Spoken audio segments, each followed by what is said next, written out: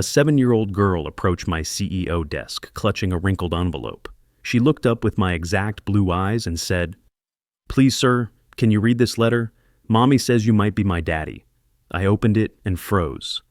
The letter was from Nancy Peterson, a name that hit me like a sledgehammer. 8 years ago, I'd been convinced she'd cheated on me. Photos, witnesses, phone calls. The evidence seemed overwhelming. I'd cut all contact, built walls around my heart, and thrown myself into building Barton Tech into a $500 million empire. The doctors had told me I was sterile anyway, so the idea of having children became just another dream I'd abandoned. But here was Dorothy, looking exactly like me at 7 years old. Same blue eyes, same stubborn jaw, same way of tilting her head when thinking. The letter explained everything. Nancy was dying of stage 4 cancer, had been raising our daughter alone, and needed help with a $200,000 experimental treatment that insurance wouldn't cover. My girlfriend Susan burst into the office mid-read, her face going white when she saw the resemblance between Dorothy and me. For 8 years, Susan had positioned herself as the perfect childless partner who understood my corporate ambitions. Now, I was starting to wonder if she'd had a role in keeping Nancy and me apart. "Kevin, you can't possibly believe this," Susan said, her voice tight with panic. "Remember what the doctors told you. You can't have children." But I was already reaching for my phone.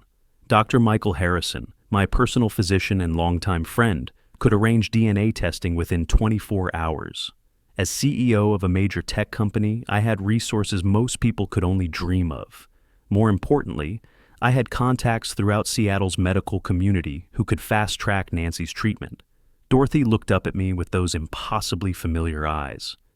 "Are you really my daddy?" she asked with the directness only children possess. "We're going to find out," I told her. "And either way, I'm going to make sure your mommy gets the help she needs." The drive to Nancy's Capitol Hill apartment revealed the stark difference between our worlds. While I lived in a luxury penthouse worth $3 million, Nancy and Dorothy occupied a modest 3-story building with peeling paint and a dirt front yard.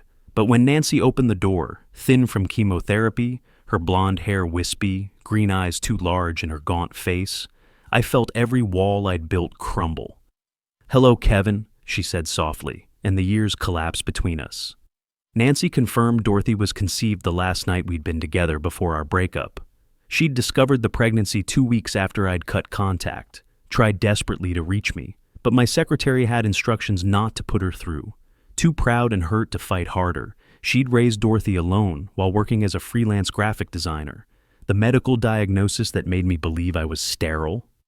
"Tests can be wrong," Nancy said quietly, "or circumstances change. All I know is Dorothy exists, and she's ours." That evening, I returned to my penthouse where Susan was waiting with expensive wine and fake sympathy. But my phone buzzed with a text from Dorothy, typed in the careful 7-year-old spelling.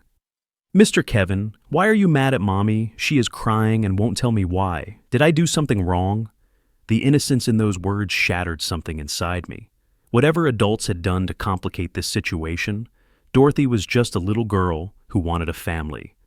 Over the next 48 hours, I mobilized every resource at my disposal. As a tech CEO, I understood systems and leverage better than most. I arranged Nancy's immediate admission to Seattle Cancer Care Alliance, personally guaranteeing the $200,000 treatment cost, less than I'd spent on my car. I coordinated the DNA testing through Dr. Harrison's private practice, requesting maximum security protocols. But when the results came back negative, claiming no biological relationship between Dorothy and me, something felt wrong. The timeline was too convenient, the results too fast. Susan's research into Nancy's brief marriage 2 years prior, which she'd conveniently discovered overnight, raised more red flags. My strategic thinking kicked into high gear. During my MBA at Wharton, I'd learned to analyze patterns and question convenient narratives. Susan's behavior had been increasingly desperate since Dorothy appeared. Her overnight research capabilities seemed suspiciously thorough. Most telling was her apparent partnership with Robert Fitzpatrick, Nancy's ex-husband, who showed up at my penthouse with rehearsed complaints about Nancy's character.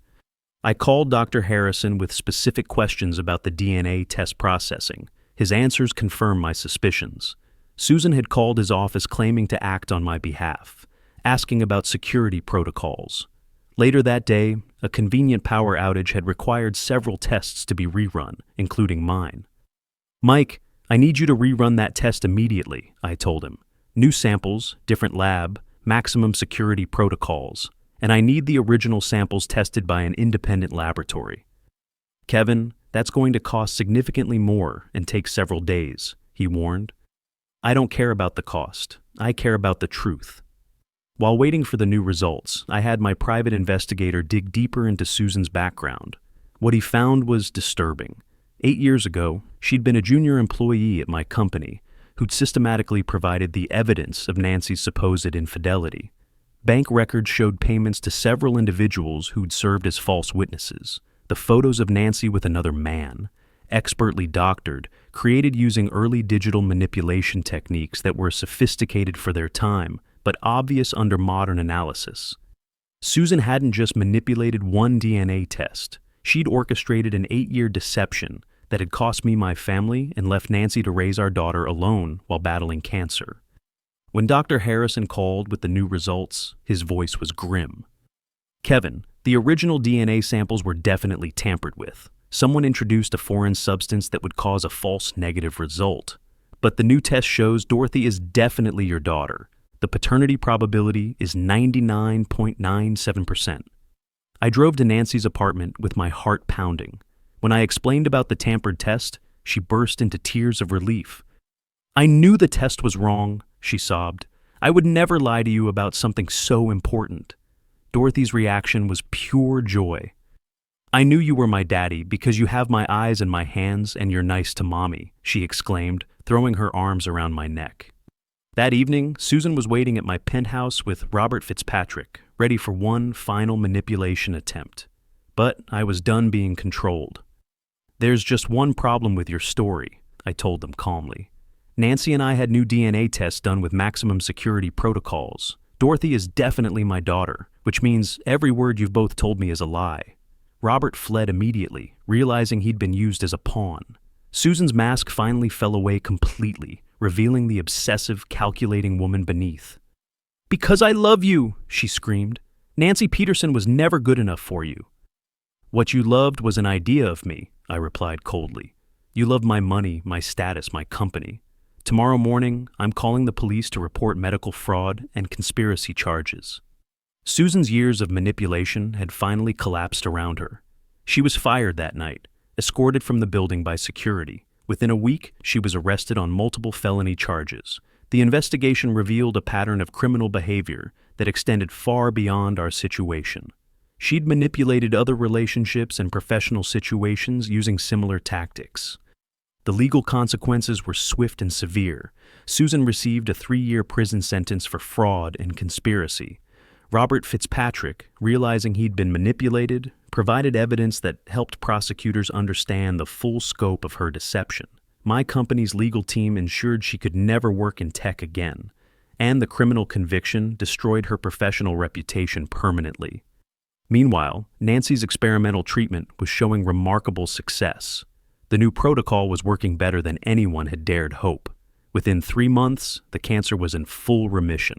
Her hair began growing back, her energy returned, and most importantly, she was going to live to see Dorothy grow up.